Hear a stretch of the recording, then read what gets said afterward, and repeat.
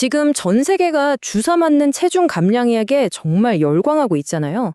그런데 바로 지금 이 판도를 뒤흔들 새로운 시대가 열리고 있습니다. 네, 바로 주사를 대체할 수도 있는 단 하나의 알약에 대한 이야기입니다. 오늘 우리가 던져야 할 핵심 질문이 바로 이겁니다. 과연 매일 먹는 알약 하나가 이 거대한 시장을 지배하고 있는 주사제를 밀어내고 완전히 새로운 게임의 룰을 만들 수 있을까요? 지금부터 그 가능성을 한번 제대로 파헤쳐 보겠습니다. 자, 그 전에 기본 개념부터 잠깐 짚고 가볼게요. 이 모든 이야기의 중심에는 GLP-1 작용제라는 게 있습니다. 이게 뭐냐면요, 우리 몸의 장에서 나오는 호르몬이랑 아주 비슷하게 작용해서 뇌에다가 이제 배부르니까 그만 먹어, 이런 신호를 보내는 거죠. 혈당까지 안정시켜주니까 정말 똑똑한 약물이라고 할 수 있습니다. 원래는 당뇨병 치료제로 개발됐는데 써보니까 체중 감량 효과가 어마어마했던 거예요. 그래서 지금 비만 치료의 역사를 새로 쓰고 있는 거고요. 그럼 주사 맞던 걸 알약으로 먹는 게 뭐 그리 대단한 일이냐? 왜 이게 혁명적인 변화라고 하는지 그 이유를 한번 들여다보겠습니다. 알약의 등장은요, 단순히 약을 먹는 방법이 바뀌는 것 그 이상입니다. 이건 세 가지의 거대한 연쇄 반영을 일으키거든요. 첫째, 환자 입장에선 비교도 안 되게 편해지죠. 둘째, 만드는 회사 입장에선 생산하고 공급하기가 훨씬 쉬워집니다. 그리고 마지막으로 이 두 가지가 합쳐지면서 시장 자체가 엄청나게 커지는 효과를 가져옵니다. 한번 상상해 보세요.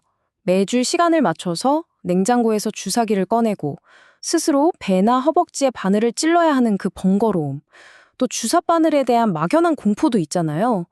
이런 게 다 사라지고 그냥 아침에 일어나서 물 한 잔이랑 알약 하나 꿀꺽 삼키면 끝나는 겁니다. 이것만으로도 그동안 치료를 망설였던 수많은 사람들에겐 완전히 새로운 세상이 열리는 거죠. 이 시장의 잠재력, 숫자로 보면 더 확실해집니다. 전문가들은 앞으로 이 먹는 약이 전체 비만 치료제 시장의 4분의 1, 그러니까 무려 25%를 차지할 거라고 보고 있어요. 이게 단순히 기존 주사제 시장을 뺏어온다는 의미가 아니에요. 주사가 무서워서 아예 치료를 포기했던 거대한 신규 환자 그룹을 끌어들이면서 시장의 파이 자체를 키울 거라는 거죠. 하지만 이런 장밋빛 미래가 그냥 오지는 않겠죠. 당연히 넘어야 할 산들이 있습니다. 이제 약속의 이면에 있는 냉정한 현실, 그러니까 실제 임상 데이터는 어떻게 나왔는지 한번 살펴보겠습니다. 그래서 실제 효과, 얼마나 빠졌을까요? 임상 데이터가 그 답을 딱 보여줍니다. 현재 시장의 최강자죠. 주사제인 위고비는 평균 17% 정도 체중을 감량시켰습니다. 그런데 노보노디스크의 먹는 약 세마글루타이드가 약 15%로 거의 맞먹는 결과를 보여줘서 모두를 깜짝 놀라게 했어요. 일라이릴리의 오르포글리프론도 12.4%면 정말 인상적인 결과지만 솔직히 최상의 주사제랑은 약간의 차이가 있는 것도 사실입니다. 네, 알약의 효과 분명히 입증됐습니다. 효과 좋아요. 하지만 여러분, 세상에 공짜 점심은 없다는 말 있잖아요. 이 놀라운 효과 뒤에는 우리가 반드시 알아야 할 중요한 단서 조항, 일종의 함정이 숨어 있습니다. 그게 바로 부작용 문제입니다. 메스꺼움이나 구토, 설사 같은 위장장애는 원래 이 GLP-1 계열 약들의 고질적인 문제이긴 한데요. 먹는 약 임상에서 이런 부작용이 좀 더 두드러지게 나타났습니다. 실제로 부작용이 너무 힘들어서 약을 그만 먹은 사람들의 비율도 꽤 높았고요.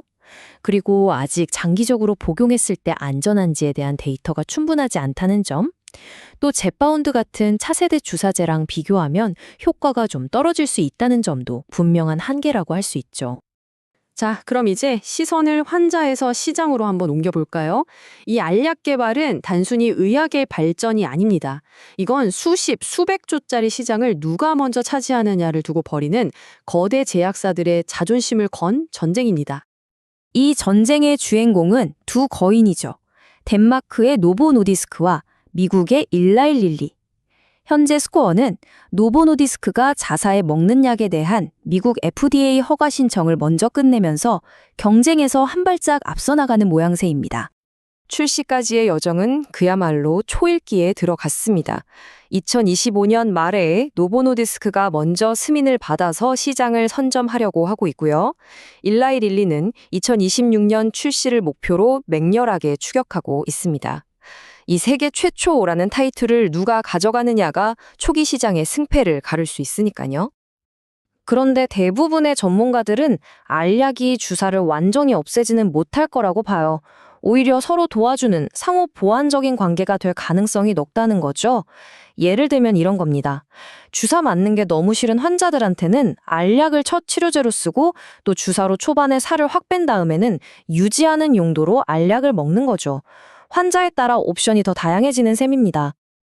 자, 그럼 지금까지 살펴본 이 엄청난 약속과 또 냉정한 현실을 종합해서 이 모든 게 앞으로 우리에게 어떤 의미가 될지 마지막으로 정리해 보겠습니다.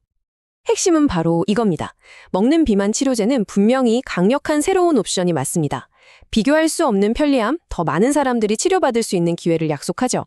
하지만 동시에 현재로서는 가장 좋은 주사제보다 효과가 조금 떨어지고 또 무시할 수 없는 위장장애 부작용이 있다는 현실, 그리고 장기적인 안전성에 대한 물음표가 여전히 남아있다는 것도 우리가 알아야 할 사실입니다. 먹는 비만 치료제가 온다는 건 이제 피할 수 없는 현실입니다.